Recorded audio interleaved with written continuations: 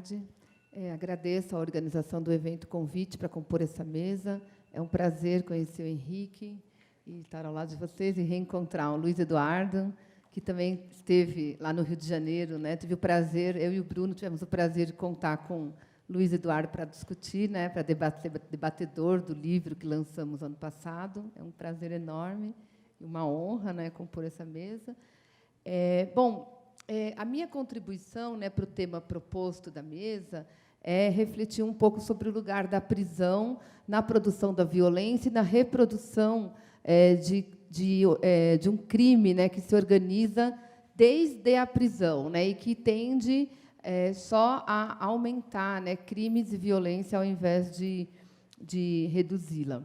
Bom, a minha trajetória vem de pesquisas, né, sobre o sistema prisional há quase 20 anos. Nos últimos 12 anos, venho focando mais na questão dos grupos criminais, né, chamadas facções prisionais, mas não há como falar da facção como um fenômeno em si, né, como se fosse um fenômeno que é entendido por si mesmo e em si mesmo. As chamadas facções prisionais, que, mais uma vez, hoje, até falava, né, conversávamos um pouquinho antes, estão na imprensa, né, como protagonistas de mais uma carnificina, né, com um massacre ocorrido domingo e segunda-feira em Manaus.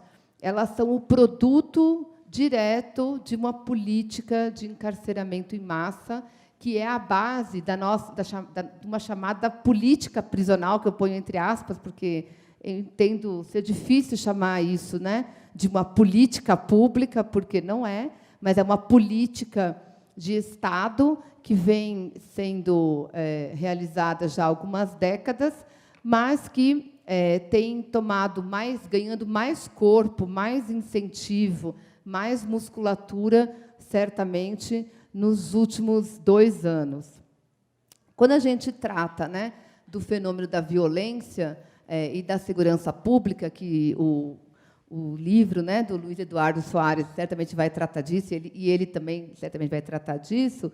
No Brasil, a nossa política de segurança pública ela é marcada, e sempre foi assim, pela atuação da polícia militar, pela atuação da polícia ostensiva, né, na suposta prevenção e na prisão em flagrante, né? As pessoas que são presas em flagrante, em regra, são pessoas que estão nas bases das redes criminais em que elas atuam, né?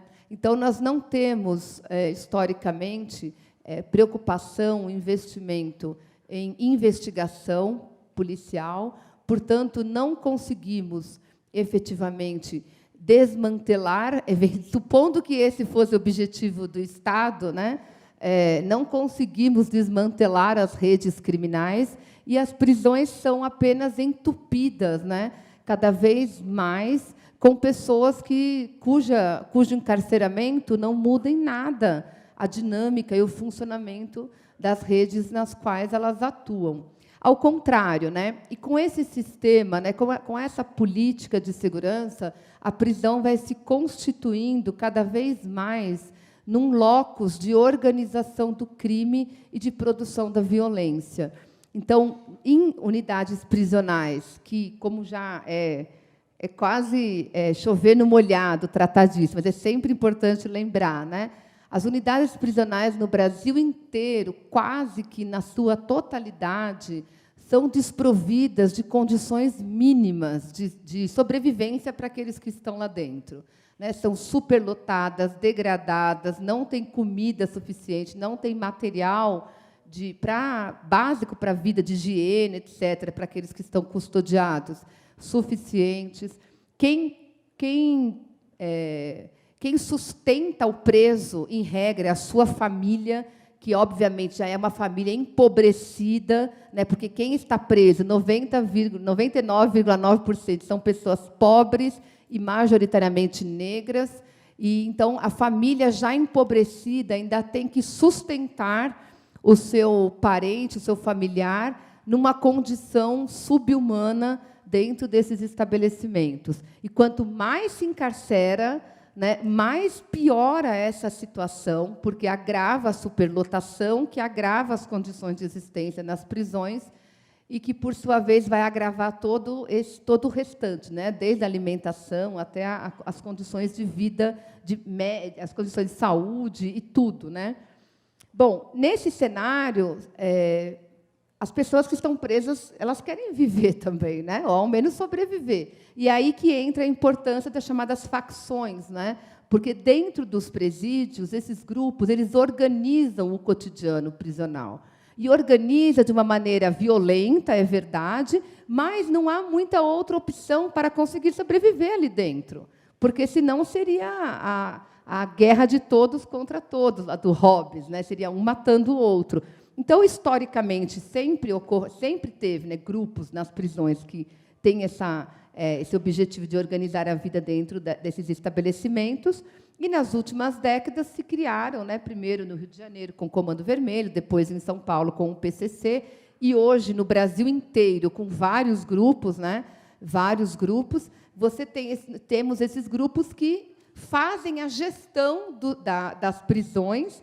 Por quê? Porque, no ritmo que o Brasil encarcera, é impossível, economicamente, o Estado efetivamente manter a sua gestão dentro dos estabelecimentos prisionais. Não existe possibilidade, é mentira. Né? É mentira que o governador que diz que ele mantém o controle nas prisões. É mentira. O ministro da Justiça parece que não está sabendo disso. Né? No comentário sobre a rebelião em Manaus, ele diz que parece que a rebelião não, né? A chacina, parece que houve um certo descontrole do Estado, um comentário assim, né? Né? A falta do controle do Estado sobre o cotidiano prisional, ela já é um fato conhecido há décadas. Né? Quem produz ali o dia a dia, a ordem no dia a dia dentro das prisões, são as facções. Quando está na pacificação, quando não há conflitos, como acontece em São Paulo, assim, né, nos últimos anos, tudo bem, as coisas andam sem que o que acontece lá dentro seja transmitido para fora dos muros das prisões, sem grandes episódios de massacres. Né? Mas, quando os grupos entram em conflito, como aconteceu em 2017, né, lá em Manaus, no Rio Grande do Norte, em Roraima, e como aconteceu, né, nesse último final de semana, de novo, em Manaus, quando os grupos entram em conflito, o Estado não tem a menor capacidade de garantir a vida de quem está sob a sua custódia. E isso deveria nos mobilizar, deveria nos indignar de vermos aquelas famílias, mães, mulheres chorando na porta daquele presídio em Manaus, como vimos no final de semana, sem ter a noção se o seu familiar está vivo ou morto. Porque foram 55 mortes, e num cenário caótico como esse, aquilo é algo assim absolutamente de um caos, né, impensável da gente conseguir entender aquilo, entender a posição, né, a situação daqueles familiares. Bom, eu não quero me alongar muito nessa reflexão, mas a questão é, então, que as prisões, elas são, por si, em todo lugar do mundo, produtoras de violência. Né? A prisão, ela é violenta. Algo que é violento não tem como reproduzir ou produzir alguma coisa que não é violência. Né? Uma coisa que é em si mesma violenta nunca vai produzir a paz, nunca vai produzir a não violência. Então, a prisão, ela só pode produzir violência. Nas condições que elas são no Brasil, então, se agrava ainda mais, né, essa condição da prisão de produtora de violência. E, quando a gente olha para as políticas, para as propostas políticas, e com mais ênfase nos últimos anos, o que a gente vê, em regra, é a reiteração da prisão como suposta solução para reduzir o crime no Brasil. Um exemplo atual, né, recente, é o chamado pacote anticrime, ou pacote pró-crime, né, depende do ponto de vista que a gente observe. Né? Acho que é um pacote pró-homicídios de policiais, por exemplo. Né?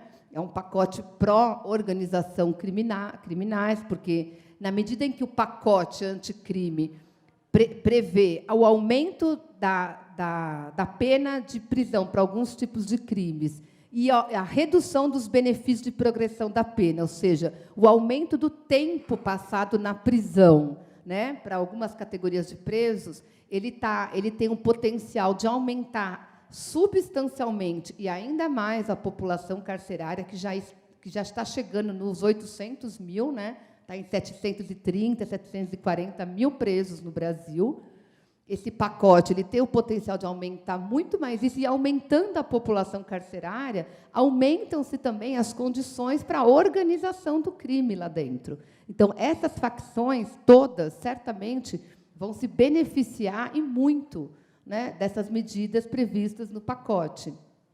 E isso vai se reverberar para o lado de fora. Não bastasse a violência que a prisão produz ela mesma, né, dentro dela mesma, ela expande atualmente, ela faz essa violência transbordar para fora. Em alguns momentos, né, em cíclicos, né, ora num estado, ora em outro, ora é Ceará, Rio Grande do Norte, Alagoas, a gente vê pipocar sempre uma crise de segurança pública num estado, Florianópolis, algum tempo atrás, né, Santa Catarina, enfim, sempre que provém das prisões. A origem dessas crises, nas últimas décadas, em geral, está no sistema prisional. E aí eu finalizo, né, fazendo uma reflexão, perguntando a quem interessa isso? A quem interessa o discurso do punitivismo, do endurecimento penal, o suposto maior rigor das penas, de uma suposta legislação nossa que não seria suficientemente rigorosa? A quem interessa esse discurso de diminuir gastos em áreas sociais, educação, para dirigir esses recursos para o sistema prisional, para as polícias comprarem armas, para as polícias comprarem carros como os caveirões, lá que são utilizados no Rio de Janeiro?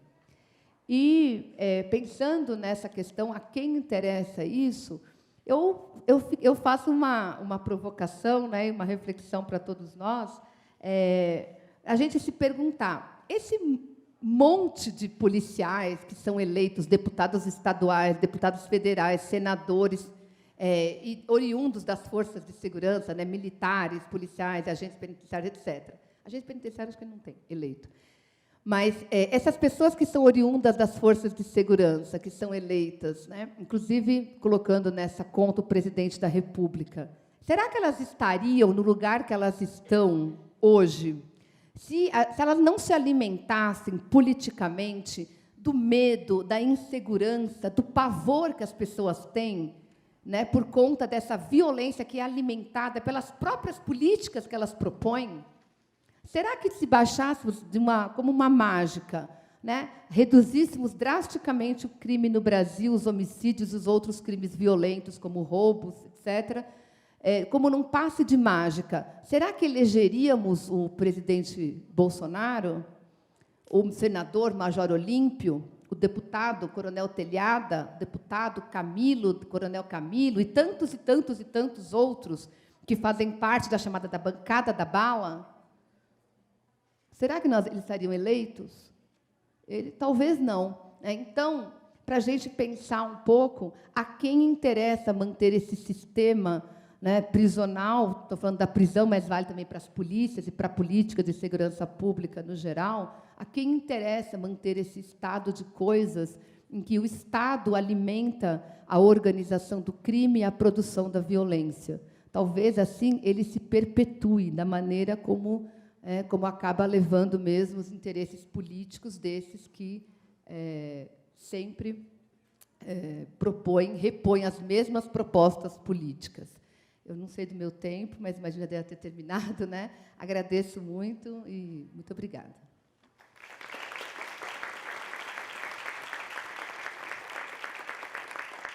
A gente que agradece, professora Camila Nunes Dias, da Universidade Federal do ABC. Certo? Lembrando a vocês que tem uns papeizinhos aí para vocês anotarem perguntas, e a gente vai receber aqui no final da fala de todo mundo. O Douglas ainda não conseguiu chegar, está preso no trânsito, e eu vou passar agora a palavra para o professor Henrique. Lembrando uma coisa da Camila, que, além de não resolver nada dos presídios, ainda eles controlam o crime lá de dentro, né? Boa noite a todos. Também é um grande prazer estar aqui. Agradeço o convite e conhecer pessoalmente a Camila, o Hudson e o Luiz Eduardo e reencontrar esse local, a PUC, que para mim tem, enfim, reminiscências bastante até afetivas do ponto de vista político. Eu estava aqui na época da invasão da PUC, consegui fugir. E 2 anos depois, esse salão aqui foi o espaço onde a gente ficou 11 dias em greve de fome, apoiando uma série de presos que também estavam em greve de fome dentro da prisão, inclusive presos estrangeiros, que naquela ocasião, se fossem mandados para a Argentina, seriam executados.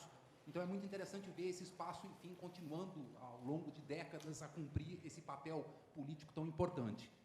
Bom, eu vou tentar falar bem sinteticamente do que é o conteúdo desse meu último livro, que é a história do proibicionismo, porque a gente não se dá muito conta, pela naturalização que existe dessa guerra às drogas, que o proibicionismo é um fenômeno recente na história da humanidade. Ele tem cerca de 1 século, e ele tem uma importância enorme, não apenas do ponto de vista declarado de uma política de controle de substâncias perigosas, mas, acima de tudo, como um dispositivo de controle social. Existem 3 raízes do proibicionismo global. A primeira delas é o das autocracias vinculadas ao Império Chinês e à autocracia russa, que proibiram, respectivamente, o ópio na China em 1722, e em 1914 o czar da Rússia proibiu a vodka na Rússia, depois proibiu todas as bebidas alcoólicas. Há uma outra importantíssima vertente que está completando exatamente 1 século nesse ano agora, que é a Lei Seca dos Estados Unidos. Foi aprovada em 19 para vigência a partir de janeiro de 1920 e ficou durante 13 anos proibindo a fabricação e a circulação de bebidas alcoólicas.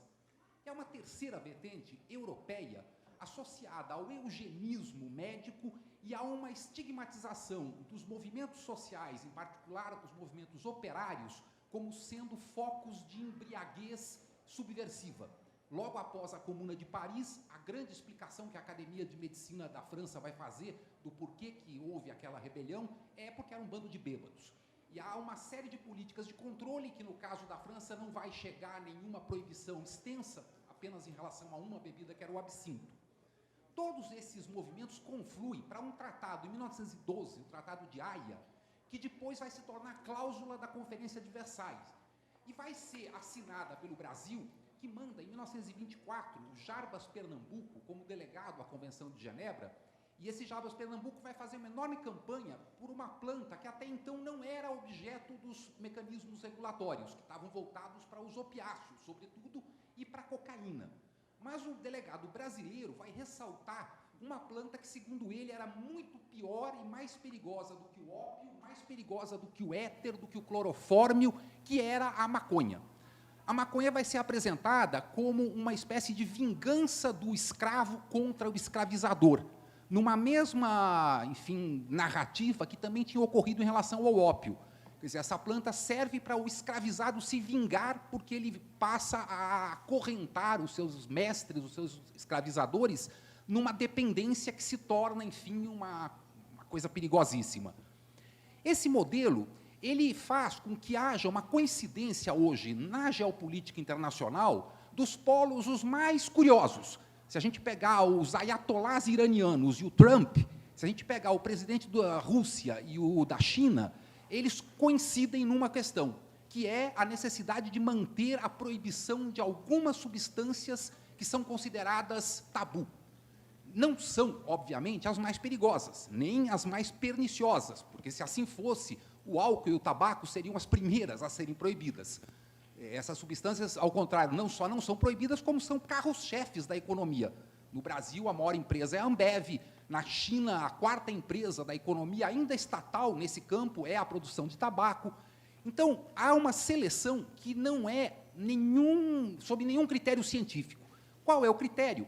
O critério é controle de populações, sobretudo populações subalternas, estrangeiras, marginalizadas. Então, começa a haver uma estigmatização da maconha, porque é uma substância árabe na Europa, mexicana nos Estados Unidos e africana no Brasil.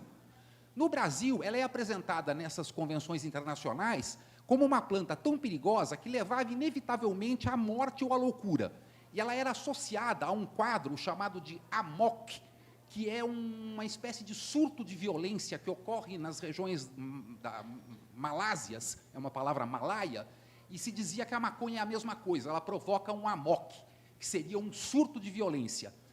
O Oscar Freire, que é o fundador da Faculdade de Medicina de São Paulo, né, discípulo do Nina Rodrigues, em 1911, ele vem para cá e ele tinha defendido uma tese de doutorado que era sobre o atavismo criminal das populações afro-brasileiras devido aos seus ritos de transe e possessão.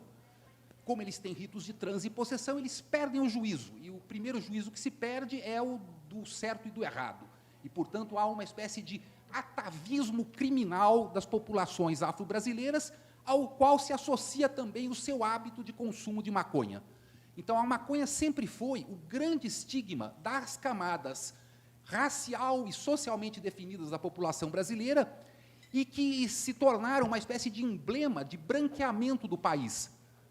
Na expressão que o Gilberto Freire usava, né, os antimelanistas viam, tanto na maconha como no ópio e outras substâncias, enfim, estigmatizadas com povos periféricos, como um grande risco para o processo de ocidentalização e de civilização do país.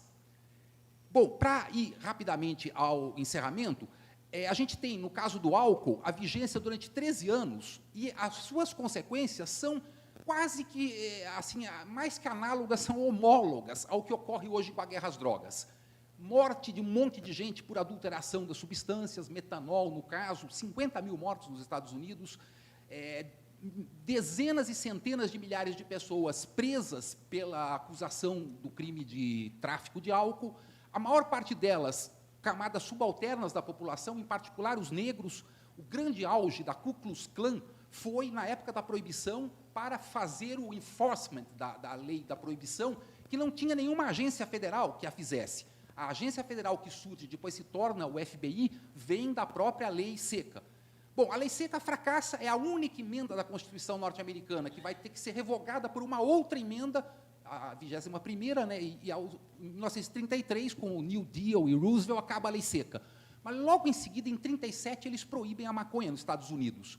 No Brasil, é 1932, a data em que a maconha entra oficialmente na primeira legislação federal. E essa década de 30 representa a transição das tentativas de proibição do álcool para a estigmatização de substâncias de origem, enfim, periférica e que são marginalizadas e que se tornam o grande pretexto para aquilo que a historiadora de Harvard, Liza McGill, escreveu um livro chamado A Guerra contra o Álcool e a Ascensão do Estado norte-americano.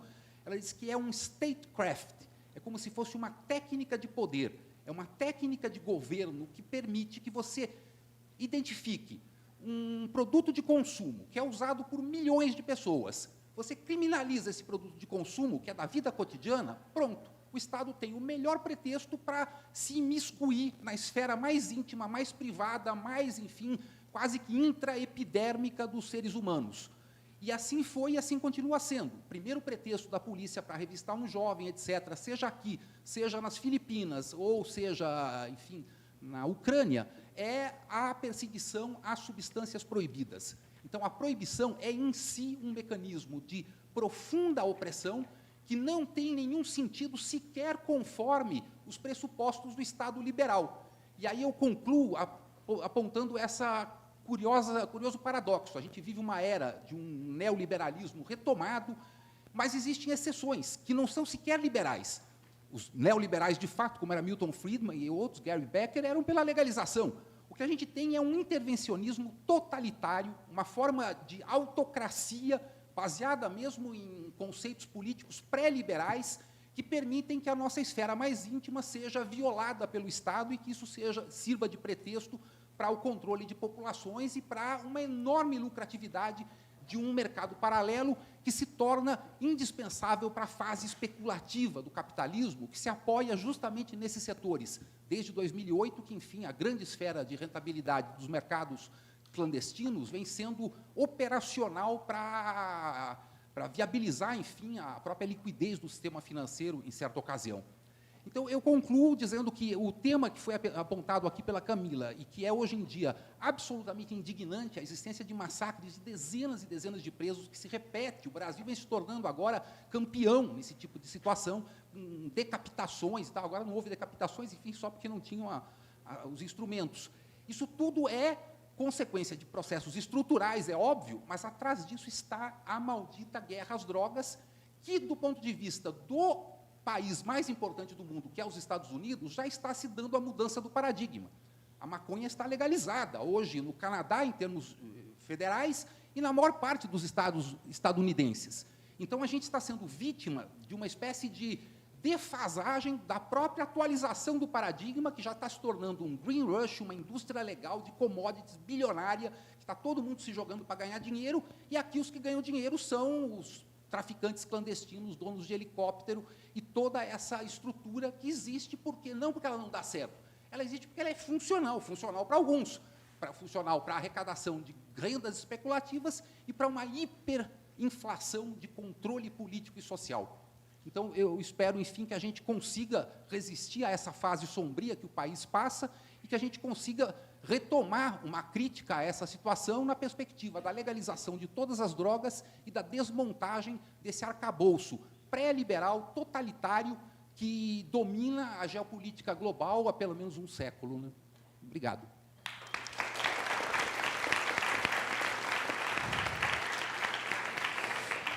Agradeço ao professor Henrique Carneiro, da USP, e para casar as duas coisas aí, o que a Camila disse, que é a falta do Estado de controlar os presídios e a guerra inútil, a guerra contra as drogas, é o que provoca esse Estado paralelo que a gente vê nas periferias, que é o tema do debate.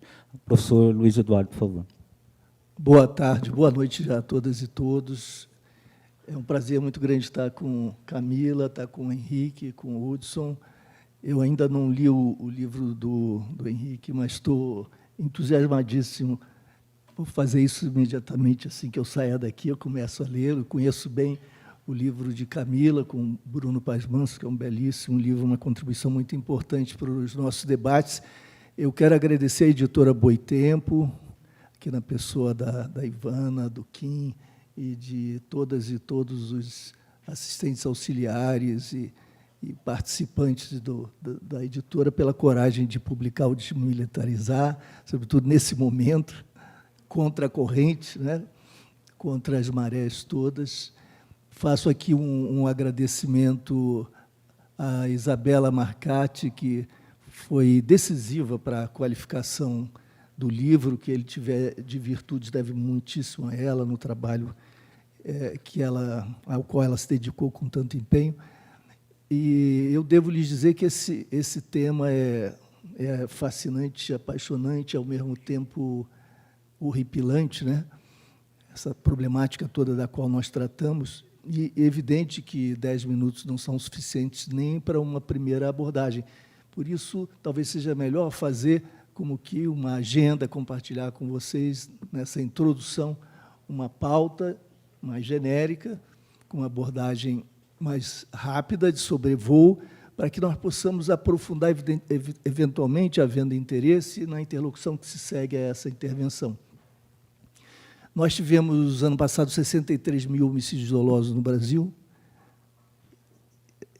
Eu faço uma pausa dramática para que a gente tenha alguma ideia do que isso significa, ainda que os números diluam completamente a dimensão trágica e humana subjacente às suas informações quantitativas. 63 mil homicídios dolosos, dos quais um número muito reduzido vai ser investigado. Nós não sabemos quantos serão, não só pelas deficiências prospectivas naturais e qualquer tipo de especulação dessa natureza, mas porque os nossos dados são precários nessa área, o que é mais um sintoma das dificuldades que nós enfrentamos. Não há um consenso a respeito das taxas de esclarecimento, variam muito regionalmente, estadualmente, mas nós trabalhamos com a hipótese que estejam ali por volta dos 8%. Isso significaria que 92% permanecem impunes do crime mais grave, crime contra a vida. E por que acontece isso? Como é que nós convivemos com isso, como se isso fosse natural? Como é que nós naturalizamos isso como se fosse parte da paisagem? Porque a imensa maioria das vítimas é negra e pobre. e nós estamos falando de insegurança pública, violência, nós estamos necessariamente falando de desigualdades e de racismo estrutural. Essas são as grandes questões, esses são os grandes temas onipresentes nesse debate. Se não tiverem evidentes, não tiverem sido trazidos à tona, é porque o debate está equivocado, né? Não tem foco adequado. Isso não significa, entretanto, que o Brasil seja o país da impunidade, o paraíso da impunidade, como frequentemente a mídia insiste em divulgar, difundir. Nós temos a terceira população carcerária ou penitenciária do mundo. Camila trata disso no seu trabalho e nos trouxe já várias informações a esse respeito. E mais, temos a população carcerária que cresce mais rapidamente no mundo desde 2001. Os números oficiais, como diz Camila, 726, mas isso já tem 2 anos. O ex-ministro Alexandre de Moraes, atual ministro do Supremo, foi ministro da Justiça, em sua primeira coletiva, quando ministro da Justiça, disse que nós não precisávamos mais de pesquisa, nós precisávamos de armas. E ele não era capaz de informar sequer o número de apenados e prisioneiros sob custódia do Estado brasileiro. Até hoje, essas informações continuam absolutamente frágeis e inconfiáveis. Mas já estamos chegando perto dos 800 mil, como disse Camila. Desses, 40% estão em prisão provisória. Quando os presos provisórios são finalmente julgados, em média, 30% são considerados inocentes, o que significa que nós podemos estimar que desses 40%, 4 vezes 8, 32, 320 mil, 1/3 seriam inocentes, de acordo com essa mesma justiça que os mantém lá esquecidos no inferno e nas suas sucursais. 13% cumprem pena por homicídio doloso e, claro, 71% são negros. Esse é um universo também esquecido, como vocês diziam, um retrato do Brasil. São pobres, negros, jovens, baixa escolaridade, etc. Mas observem o seguinte, desse universo, 28% estão lá cumprindo pena ou sob acusação de tráfico de substâncias ilícitas, negociação, transgressão à lei de drogas. 28%. Observe-se que houve um crescimento mais veloz desse subgrupo, desse subuniverso, do que aquele que, digamos, mede o crescimento do universo em seu conjunto. Quer dizer, esse é o subuniverso que cresce mais velozmente do que o conjunto do universo. Desde 2007, por razões que nós podemos discutir, são bastante evidentes. O que isso significa? Nós estamos falando de que traficante? Há uma imagem, uma categoria vaga e um personagem que ocupa a mídia, que é do sujeito armado, com armas longas que se impõem pela força sobre territórios e comunidades. Nós não estamos falando desse personagem, nem do que lava dinheiro e que investe nas transações globais, né, se infiltrando de tal maneira na economia legal que essas redes já estão inextricavelmente ligadas, né? O mercado financeiro, na hotelaria, nos shoppings, no transporte. As economias já se interpenetraram profundamente. Em 2008, completando o que Henrique dizia, segundo Roberto Saviano, em 2008, quando houve a debacle do sistema financeiro, o tráfico de cocaína injetou 350 bilhões de dólares no sistema financeiro, porque é a economia mais líquida, mais do que do petróleo, paradoxalmente, mais líquida do planeta. Claro, ninguém compra com cartão de crédito nem com cheque a substância. Então, é a economia da liquidez. E, diante da crise do sistema financeiro, eles puderam aportar uma quantidade brutal como essa. Esse é só um indicador, completando, reiterando a importância do que o Henrique já dissera, de quão grave é essa interarticulação entre as economias que já são indissociáveis. Mas, enfim, nós não estamos falando do traficante nem do operador das relações transnacionais, nós estamos falando do varejista da substância ilícita, que tem rosto, endereço, classe social, cor de pele, etc. Evidentemente, nós estamos falando do pequeno personagem que mora nos territórios vulneráveis, que é negro também, pobre, e que está fazendo seu ganho diário. Esses estão sendo presos sem uso de arma, sem prática de violência, e sem qualquer relação constatável com o crime organizado, com estruturas organizadas. E está sendo preso nessas condições e condenado a 5 anos de privação de liberdade, regime fechado. Claro, quem entra no sistema tem necessariamente de filiar-se a alguma facção para sobreviver. Essa proteção vai ser cobrada sob a forma de lealdade, subsequentemente à saída do preso. Então, nós estamos contratando violência futura e destruindo a vida desses jovens, de fato, inocentes. É uma operação, é uma máquina de morte, de degradação, que se reproduz inercialmente, independentemente da boa vontade ou da péssima vontade de gestores, autoridades, secretários, ou policiais, ou operadores do direito, etc. Por quê? Isso é tão simples, tão óbvio, está diante de nós, mas parece que há um véu que impede que se veja isso com nitidez. Pelo seguinte, a polícia que está na rua 24 horas é polícia ostensiva, a polícia militar, em todo o país. É a polícia mais numerosa e mais presente. Ela é proibida de investigar, de acordo com o artigo 144 da nossa Constituição. No entanto, ela é instada a produzir. E ela decifra, entende, decodifica o verbo produzir como prender. Ela, então, se devota à prisão, a prender. Mas ela, sendo proibida de investigar, só pode fazê-lo em flagrante delito. Quais são os crimes passíveis de identificação em flagrante delito? Alguns, nós estamos falando de uma pequena cesta de crimes que estão longe de serem os mais importantes, os mais relevantes, ou aqueles que são objeto de uma escolha coletiva, nacional, fruto de uma política qualquer. Nós estamos falando daqueles que se dão a ver, né? São os crimes em flagrante. Mais de 80% dos que estão presos no sistema penitenciário estão lá presos em flagrante. Qual é o grande instrumento da Polícia Militar? A lei de drogas. É a grande ferramenta.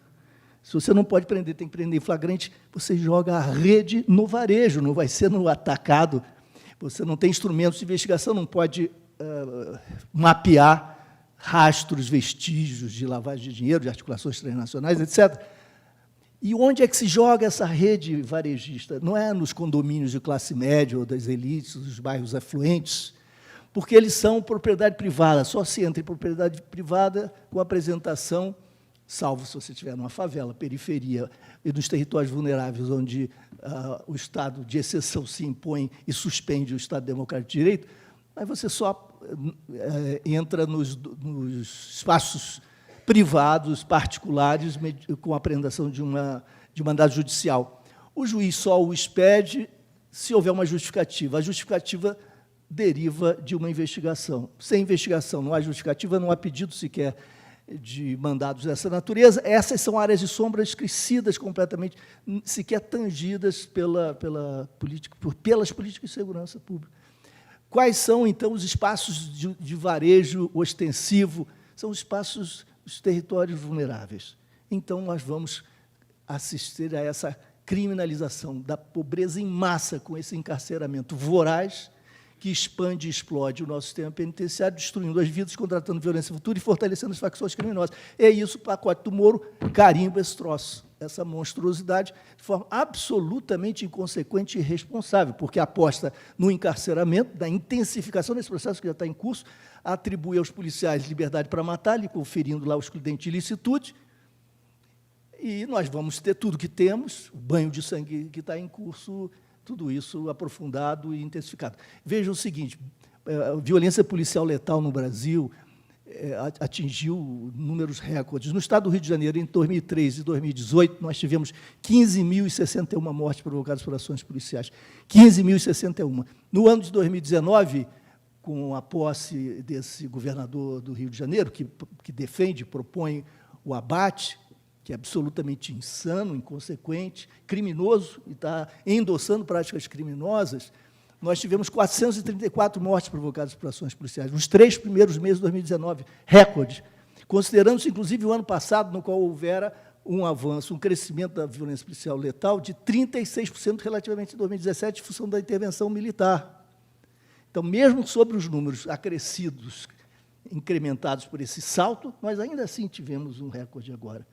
E isso tudo, ao invés de ser o problema, isso está parecendo uma solução que se repete e que nos conduz ao mesmo drama. E vejam o que isso significa. 31% no ano passado dos homicídios que ocorreram no estado do Rio de Janeiro foram praticados pela polícia. Eu não estou incluindo aí os milicianos, assassinos milicianos.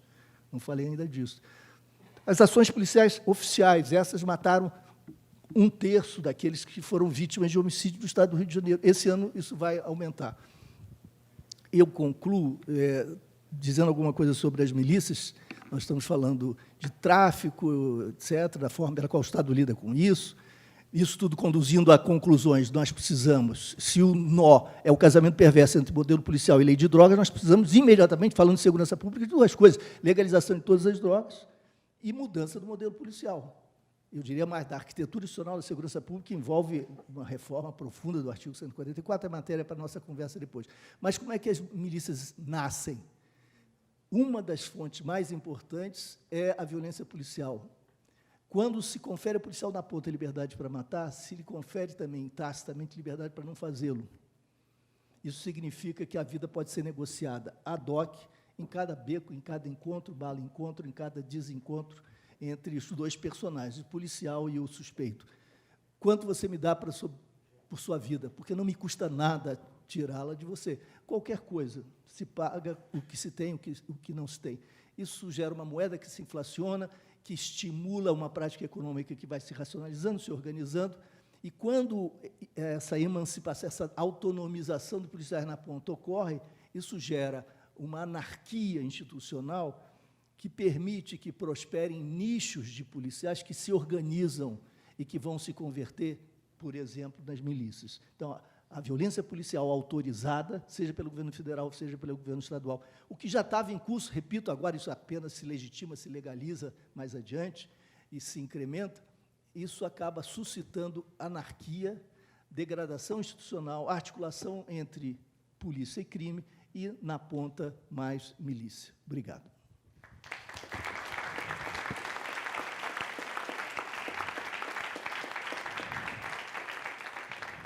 Professor Luiz Eduardo Soares, da UERJ. Obrigado. Temos perguntas?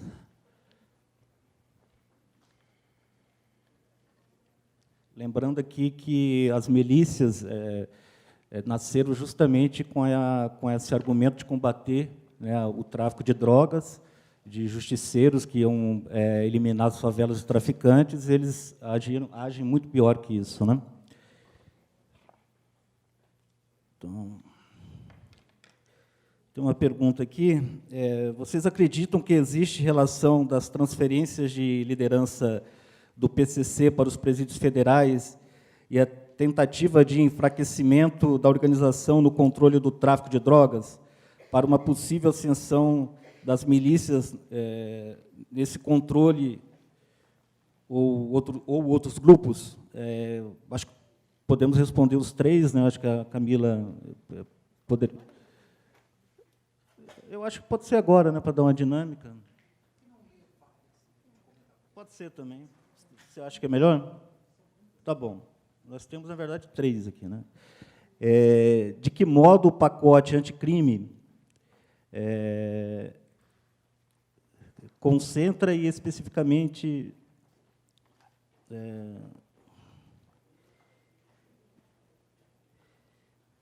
eu não consigo entender. Estimula. Especificamente, dispositivos legais. Estimula o encarceramento, favorece as milícias. Então, de que modo o pacote anticrime ele estimula o encarceramento e favorece as milícias e facções? O PSDB, com a terceirização das prisões, tem uma política penal de fábricas, entre aspas, né, de presos escravos. Qual a política penal dos outros partidos? Está mais direcionado à professora Camila. O perguntador é Alberico, né? Sabemos que a guerra às drogas afeta de uma maneira específica as mulheres não brancas.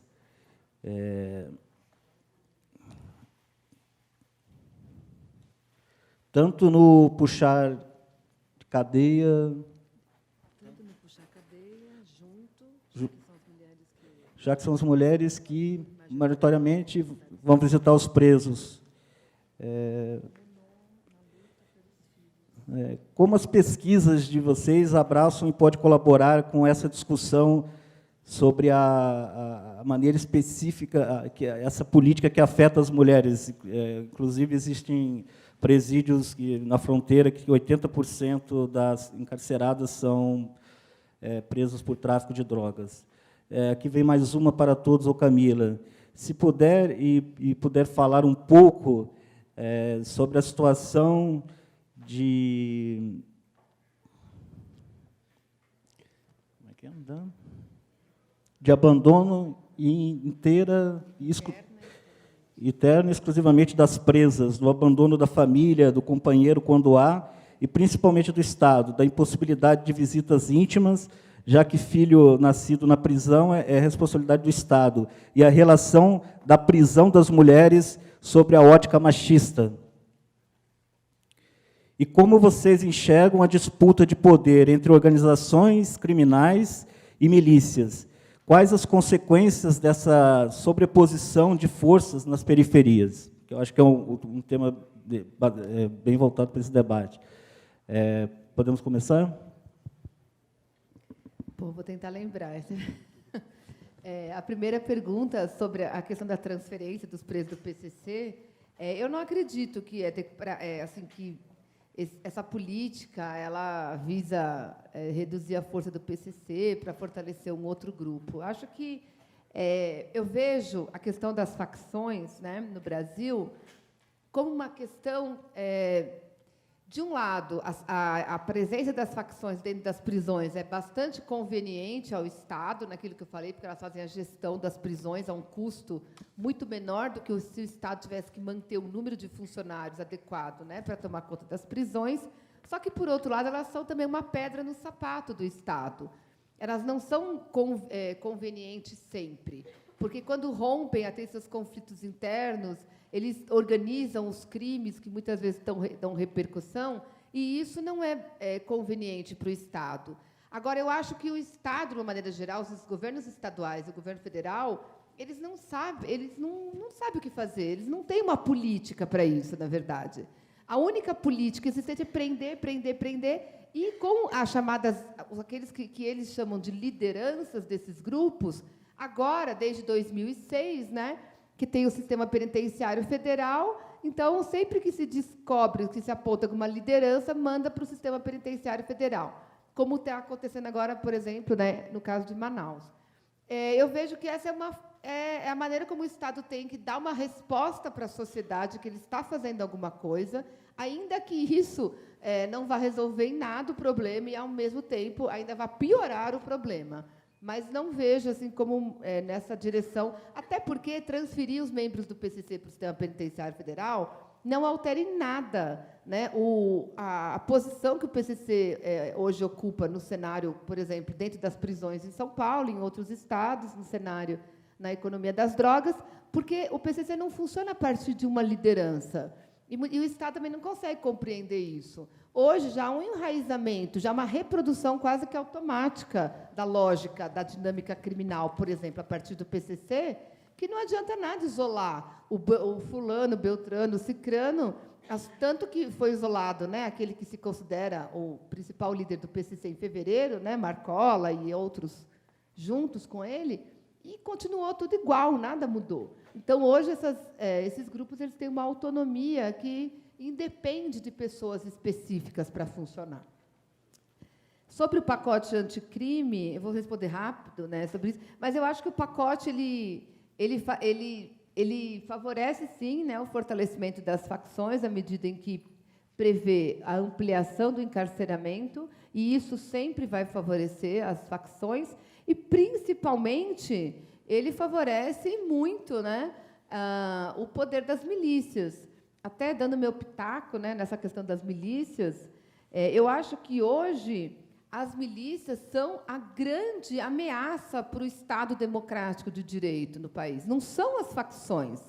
Porque as facções, por mais poderio de fogo, armamentos que elas possuem, e por mais que elas tenham uma relação com o Estado, no sentido de corromper, etc., etc., elas não estabelecem uma relação umbilical com o Estado, como as milícias estabelecem, né?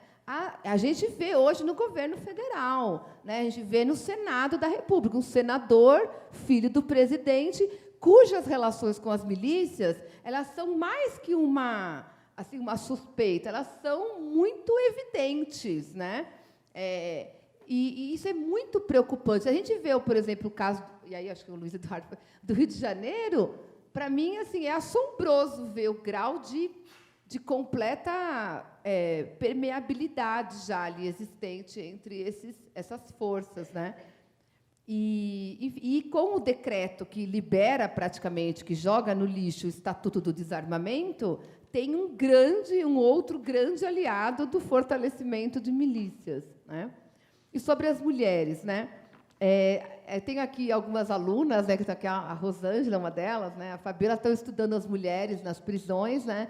Eu nunca estudei a questão das mulheres, embora sempre, né, tenha perpassado os trabalhos, e hoje acompanho, através das minhas alunas, várias delas.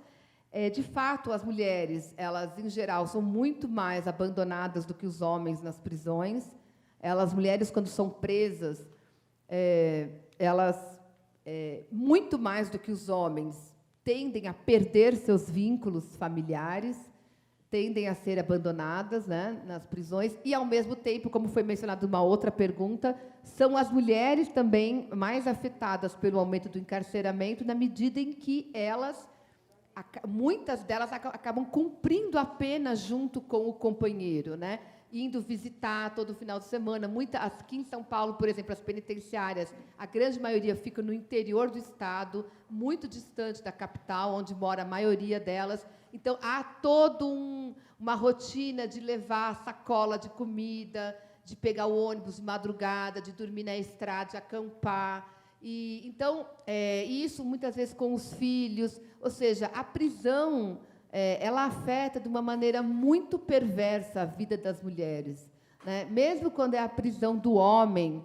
ela afeta, de uma maneira muito perversa, a vida das mulheres, que acaba sendo atravessada por esse cumprir pena junto com o companheiro. Elas fazem isso porque isso é parte da estrutura de vida delas. A estrutura de vida delas, muitas vezes, está em torno desse encarceramento do companheiro, além do empobrecimento. A gente não tem estudos no Brasil, mas nos Estados Unidos há vários estudos, inclusive tem acho que um pesquisador social de Harvard, o Bruce Western, acho que é o nome dele, que mostra como é que o encarceramento ele provoca o aumento da pobreza dessas famílias, e aí, claro, né, com a questão racial, então aumenta ainda mais o fosso da desigualdade econômica entre brancos e negros, e o encarceramento ele é contundente na ampliação desse fosso, porque a prisão ela é como se fosse uma morte, né? Ela é uma morte na vida daquela pessoa, ela é uma morte simbólica e, especialmente no Brasil, o risco de morte mesmo, né, de morte física, também é muito grande. Além disso, também envolve toda a família, precariza ainda mais a vida da família inteira, né, inclusive dos filhos.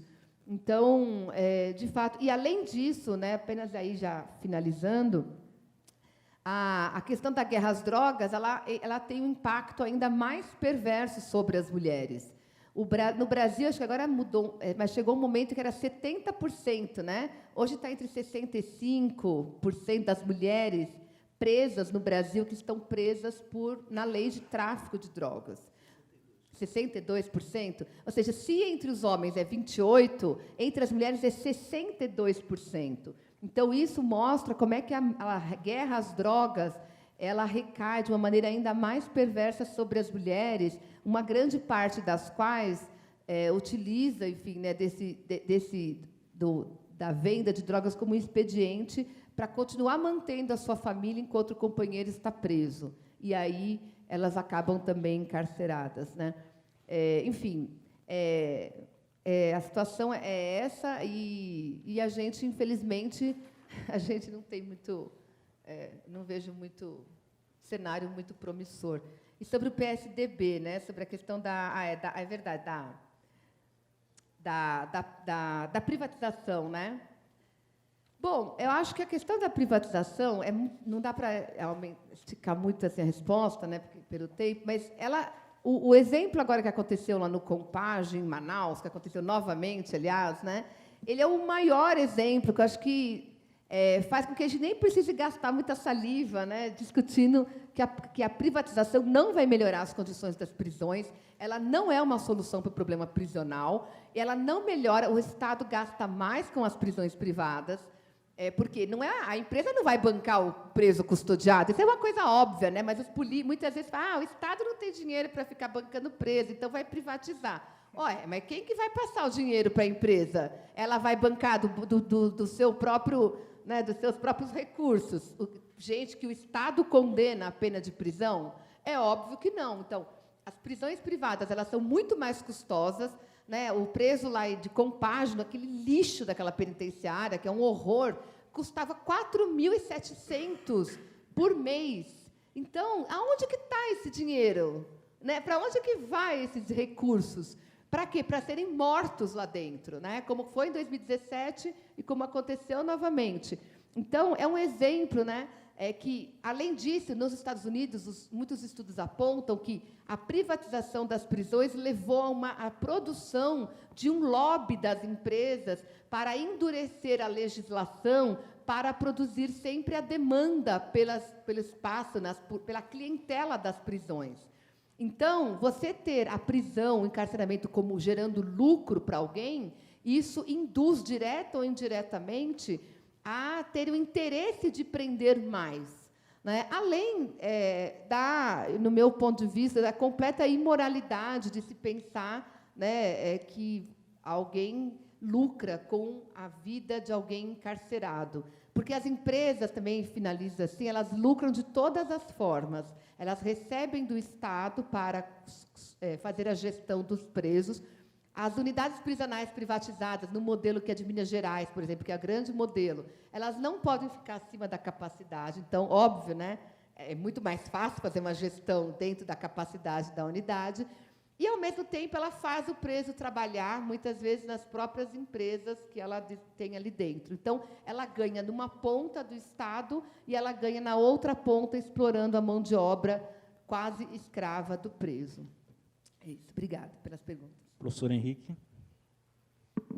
Eu acho que a questão da proibição da guerra às drogas e das suas consequências é um tema de uma complexidade enorme, mas a gente poderia, pensando numa teoria econômica da proibição, pensar que existe um hipervalor, espécie de agregação de hiperrentabilidade a um produto que não tem mais nada a ver com o seu custo de produção.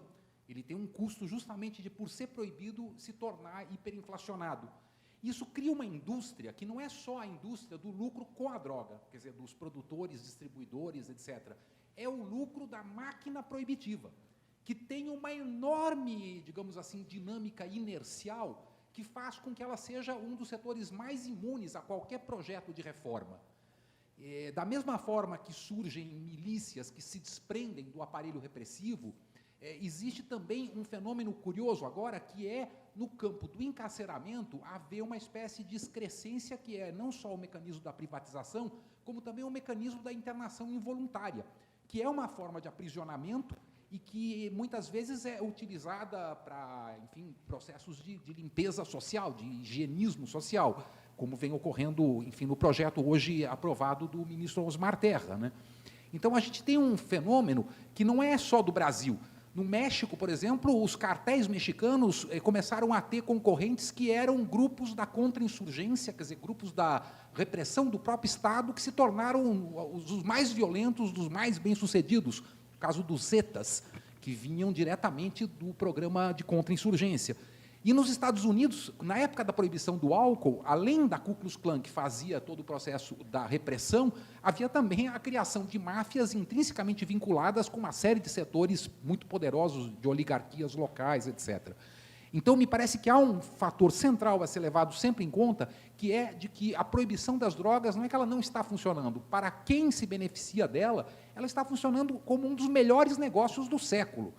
E por isso que a iniciativa do Uruguai e depois agora a iniciativa federal do Canadá, no sentido de legalizar a maconha, foi um passo importantíssimo no projeto de uma emancipação social que, infelizmente, não contou com a incorporação desse elemento no seu programa histórico. de tal forma que vários movimentos reformistas, movimentos, enfim, de emancipação social, demoraram muito em se dar conta disso. Alguns não se deram até hoje, que a proibição das drogas é intrínseca a um modelo de dominação que vem sendo, enfim, muito bem sucedido. O caso brasileiro, a própria lei vigente de 2006, que tinha uma pequena intenção reformista inicial descriminalizante, teve como resultado o maior encarceramento em massa de todos os tempos, num momento, inclusive, em que estava vigente no país um governo com, enfim, pretensões reformistas e progressistas, né? Então, é um tema central. Por último, a questão das mulheres, é interessante lembrar, além de tudo que já foi falado, o percentual de encarceramento, etc., que há um tipo de consumo de drogas também definido por gênero, e que não se trata só das substâncias ilícitas, mas também das lícitas. Então, a gente tem uma circulação de substâncias que, sob o nome de remédios, são a faceta do mercado legal, e que tem nas mulheres, pelas suas condições de vulnerabilidade, um dos mais amplos, por exemplo, dos sedativos ansiolíticos, benzodiazepínicos, etc., né? Então, esse padrão também de definição do perfil social, seja por gênero, seja por outras questões, a partir do tipo de consumo que existe, é um elemento marcador muito importante na sociedade. Professor. Dando sequência a alguns dos temas que foram levantados nas questões e aqui nos comentários de Camila e Henrique, eu lembro o seguinte: no Rio de Janeiro, que é uma espécie de grande laboratório das perversões e dos absurdos nossos nacionais, que estão, entretanto, se generalizando, estão exportando o absurdo, há todo tipo de combinação entre milícia e tráfico. Isso é interessante para que nós recordemos, e quem quiser vasculhar a internet, procurando por intervenções do César Maia nos anos 90, depois Eduardo Paes, etc., eles diziam, não, milícia é autodefesa comunitária, eles lutam contra o tráfico de drogas, etc., e pela ordem, né? Depois houve um momento de negação, Eduardo Paes dizia, não há milícias. Depois fizeram campanha ao lado dos milicianos e venceram eleições várias vezes, até que milícia se tornou um termo problemático, estigmatizado, quando 3 repórteres, uma jornalista, um motorista e um fotógrafo foram torturados, brutalizados, violentados, com danos para toda a sua vida, de uma forma absurda, trágica, e isso mudou a sensibilidade da grande mídia relativamente a esse fenômeno. A partir daí, os sinais se inverteram, o Marcelo Freixo conseguiu emplacar na Assembleia Legislativa uma CPI muito importante, da qual ele foi relator, que, entretanto, havia sido apresentada como solicitação em janeiro de 2007, só em maio de 2008 ela foi finalmente aprovada, depois dessa tragédia na favela do Batã, dominada por milicianos. E, então, isso deu lugar, paralelamente, houve um esforço de um delegado que merece nosso respeito, Cláudio Ferraz, que prendeu quase 500 milicianos, foi absolutamente inusitado, porque antes não houvera nenhum esforço nesse sentido. Enfim, várias questões são interessantes, mas hoje os modelos são vários. Há milícias que se impõem num determinado território, elas fazem, como vocês sabem, essa exação fiscal paralela, impondo taxas sobre todos os negócios, todo o comércio, toda a economia local, inclusive acesso à terra, etc., mas também fazem tráfico de drogas, algumas vezes terceirizando para traficantes que são subcontratados para exercer essa função nesses territórios. Outras vezes eles diretamente traficam. Outras vezes há combinações e arranjos entre eles. É muito fácil para a milícia, do ponto de vista econômico, é muito racional para a milícia ocupar um território, porque não lhe custa nada, nem risco, nem recursos materiais, humanos, etc., porque é a instituição que faz. Lembremos-nos de que estamos falando em milícias, mas são policiais, nós estamos falando de polícia, né? Polícia na sua ação paralela. É disso que se trata. Não há no Rio de Janeiro crime sem polícia, não há nenhum tipo de articulação criminosa relevante sem a presença de segmentos policiais numerosos, bem articulados. E a milícia é a demonstração mais, digamos, exaltada e mais ostensiva desse tipo de fenômeno. O mais perigoso em relação às milícias, me parece, além da brutalidade contra as populações locais, dos achaques, etc., é a sua penetração na política. Porque o tráfico cobrava dos candidatos o ingresso, digamos assim, pode ver essa favela, fazer campanha, me dá uma certa importância. Eventualmente, vendo até o monopólio do acesso. É mais caro. Mas a isso reduzia a relação. A milícia não, quer diretamente participar. Os milicianos são eles mesmos os protagonistas do mundo político. Então, eles já não negociam ingresso, eles obstam qualquer ingresso e ameaçam a população local com as teorias mais diversas, de que seriam capazes de ter informações sobre quem votou em quem, etc., e cria um clima de terror que, evidentemente, tem implicações.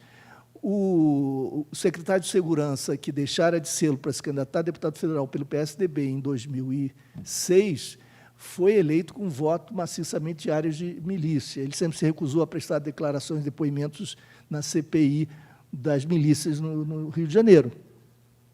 Ele era secretário de Segurança, nunca havia prendido nenhum miliciano, nunca havia definido sequer esse problema como problema, não é? E foi eleito dessa forma. Sérgio Cabral foi eleito 2 vezes. Na segunda eleição, ele proibiu, conseguiu um mandado judicial que proibia a exibição na TV, na campanha de seu adversário, de imagens da campanha anterior, nas quais ele aparecia abraçado com traficantes, milicianos que estavam então presos. E ele conseguiu, a justiça impediu a exposição de imagens que eram reais, né? Essa relação com a política se tornou tão comum que os milicianos deixaram de ser apenas funcionários em gabinetes de outrem e se tornaram eles próprios agentes políticos. Então, quando o senador Flávio Bolsonaro, por exemplo, homenageia e condecora policiais já expulsos da corporação ou já punidos como milicianos, por serem milicianos, eles não eram suspeitos, alguns já tinham sido, inclusive, condenados, há aí uma demonstração política de apreço por esse tipo de rota de trajetória. O presidente havia feito o elogio da chacina, dizendo que, enquanto o Rio de Janeiro estiver sem condições de oferecer segurança à sua população, as chacinas são bem-vindas e os assassinos, os grupos policiais que perpetram as chacinas, no caso da Bahia, ele se referia à Bahia, são bem-vindos no Rio de Janeiro. Ele foi eleito dizendo isso. E isso está se convertendo em não só gestos e convocações, pela sua retórica e sua linguagem corporal, né, mas também com medidas concretas. Então, o que nós temos no Rio de Janeiro é o avanço das milícias, que já controlam um território maior do que traficantes. Traficantes estão fazendo brincadeira de criança diante disso. E mais, eles estão aprendendo a aplicar o modelo miliciano onde atuam, porque percebem, eles são muito jovens. Os outros são maduros, são adultos, e têm uma carreira, etc. Percebem que há muito mais a explorar do que as drogas. As drogas são um nicho de mercado muito importante, mas há muito mais numa comunidade a explorar. Eles estão aprendendo também com os milicianos. Essas distinções vão perdendo sentido. No entanto, a guerra às drogas permanece como sendo o único foco de política no Rio de Janeiro, com as suas intervenções bélicas, as mortes cotidianas de suspeitos, inclusive de policiais, inclusive, né? Então, é um quadro muito simples, é tosco, é rudimentar, né? Mas parece que não é visto, não é percebido, ainda que todos saibam do que se trata, parece que isso não sensibiliza suficientemente. Em relação às mulheres, eu queria dizer, ainda as milícias, antes das mulheres, muito brevemente, uma segunda origem das milícias é o bico. Vocês sabem que é o segundo emprego do policial. Os orçamentos públicos para a segurança são imensos, mas são insuficientes para pagar os salários dignos para a massa policial. Estou falando da massa policial. Em todos os estados, ou praticamente todos, a massa policial recebe salários indignos. Com isso, se devotam a buscar complementações, o que é perfeitamente legítimo, lícito, etc. Todos nós buscamos complementar renda, etc. E eles o fazem, como nós, quaisquer outros, nas áreas de suas expertises. Trabalhando em segurança pública, vão procurar segurança privada, a complementação. O que é ilegal, porque é um conflito de interesse, ainda que alguns estados tenham promovido alguns arranjos, há um conflito de interesses básicos. Quanto pior for a segurança pública, melhor irá a segurança privada, que é um universo imenso, em expansão, sobretudo a ilegal e informal. Sobre essa, pouquíssimo se sabe, pouquíssimo se sabe. Se vocês quiserem criar constrangimento para qualquer autoridade da segurança pública, eu não só já fui autoridade de segurança pública, como eu já estive do outro lado trazendo essas questões, vocês falem em segundo emprego de policial, segurança privada. Cria um constrangimento imenso. Por quê? Porque todo mundo sabe que a maior parte dos policiais, pelo menos no meu estado é assim, e pelo que eu sei no Brasil é assim, uma parte enorme dos policiais tem o segundo emprego na segurança privada, o que é ilegal. Sendo assim, por que é que o Estado não reprime o que é ilegal e ele sabe que está ocorrendo? Porque isso se converteria em demanda sobre o orçamento público e o orçamento não seria suficiente para dar conta dessa demanda, dessa pressão, isso implicaria atrito político, com consequências danosas, etc., etc. Nós temos as greves policiais, isso é um outro tópico de grande interesse. Mas os governos preferem se precaver, evitar pressão sobre o orçamento e virar o rosto, não olhar para a segurança privada, mesmo informal e ilegal, e mesmo sabendo o que ocorre aí. Eles dirão sempre, não, isso é matéria da Polícia Federal, porque legalmente é questão da Polícia Federal, não dos governos estaduais, mas, mediante acordo, seria perfeitamente possível se dedicar a isso. Não lhes interessa. A Polícia Federal, a última vez que eu visitei a superintendência para conhecer as pessoas que estavam trabalhando com segurança privada, havia 6, 7 funcionários, no estado do Rio de Janeiro, com milhares de empresas desse tipo. Eles não têm pessoal, nem querem ter, não querem se meter com uma situação dessa. São coronéis e delegados que têm as suas empresas em nome de cunhado, da sogra, etc. Testas de ferro, e eles subcontratam os seus subalternos e arranjam a segurança pública de acordo com os interesses da segurança privada.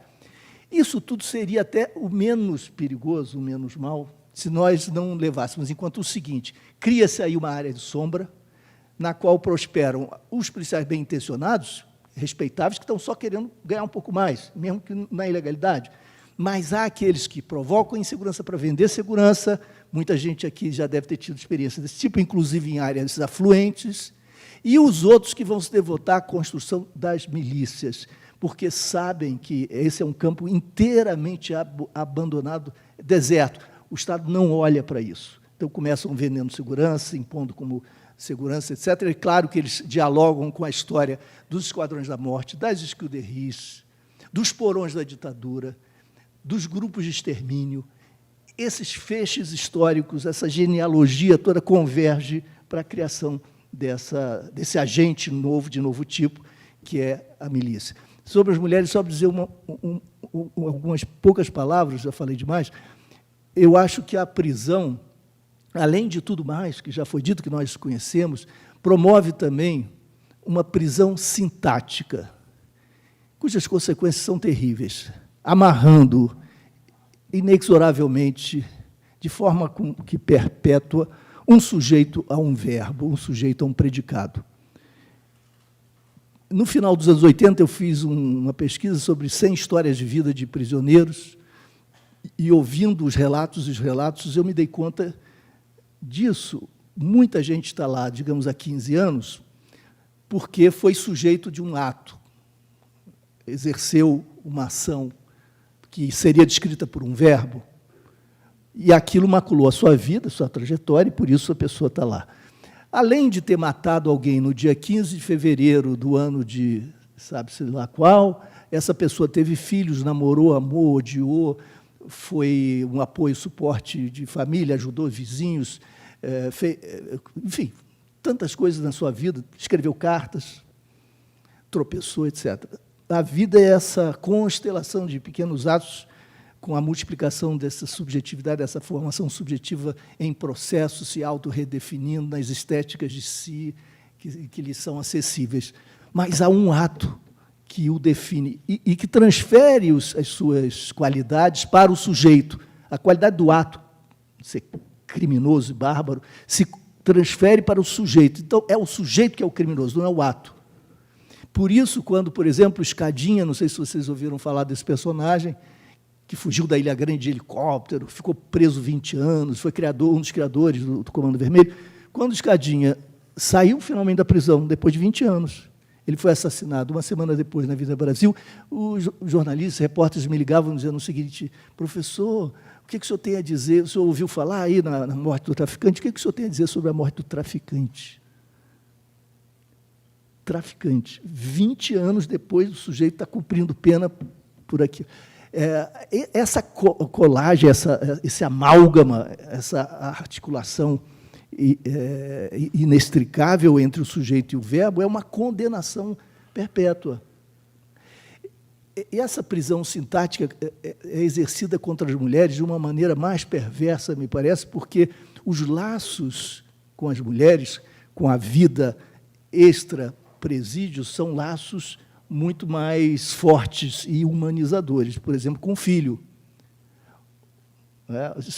Esse é um laço que escapa e que não está contido necessariamente no sistema totalitário, porque o sistema totalitário oferece estrutura de plausibilidade que torna verossímil o discurso segundo o qual o sujeito é aquele ato que ele cometeu. A mulher escapa, transgride esse escopo, potencialmente, pelo menos, com laços que ultrapassam essas fronteiras. Então, isso tudo tem que ser objeto de um controle duplo, porque é impossível permitir que essa máquina de morte que marca o destino dos sujeitos seja, de alguma maneira, fraturada. Bom, gente, eu queria agradecer a presença de todos, agradecer ao professor Henrique, à professora Camila, ao professor Luiz Eduardo, pedir desculpas porque eu não tenho muita familiaridade com o mediador de debate e deixar para vocês que esse tema das milícias é um tema que vai dominar o país, com certeza. Infelizmente. Obrigado.